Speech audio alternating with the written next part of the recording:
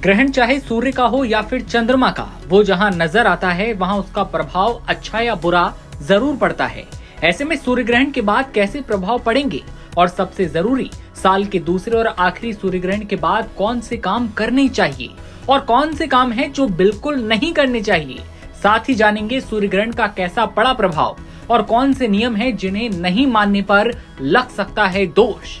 बता दें कि सूर्य ग्रहण से 12 घंटे पहले सूतक काल की शुरुआत होती है। इस अवधि के दौरान पूजा पाठ, शुभ और मांगलिक काम करने की मनाही है।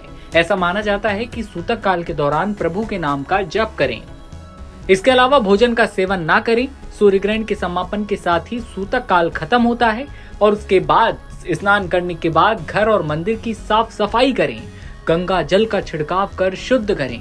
विशेष चीजों का दान करें। सूर्य ग्रहण जैसे ही समाप्त होता है उस समय उसके मोक्ष के लिए स्नान करके अपने सामर्थ्य के अनुसार दान करना चाहिए।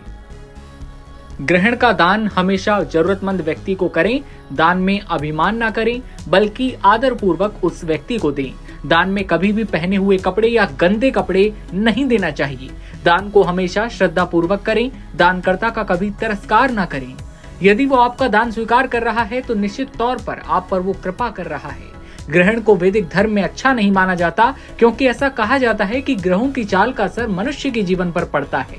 इसलिए ग्रहण खत्म होने के बाद हर किसी को सभी बातें माननी चाहिए। जो कोई भी ऐसा करता है उसके सारे कष्टों का अंत होता है और ग्रहण का नकारात्मक प्रभाव भी कम होता है।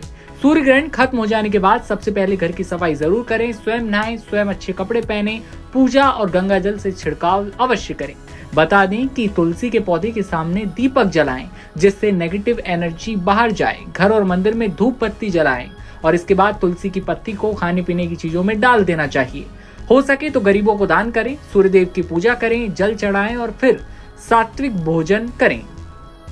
कहा जाता है कि ग्रहण चाहे सूर्य का हो या फिर चंद्रमा का, वो जहां भी नजर आता है उसका प्रभाव जरूर पड़ता है और जहां ग्रहण नहीं दिखाई देता वहां पर वो फलित नहीं होता।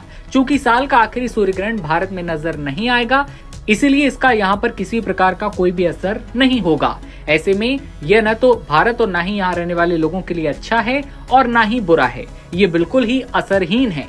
लेकिन जहां पर भी ये दिखाई दे रहा है वहां पर उसका पूरा प्रभाव पड़ेगा और ऐसे में वहां रहने वाले लोग, सनातनी लोगों को इससे जुड़े सूतक और नियमों का पालन जरूर करना चाहिए।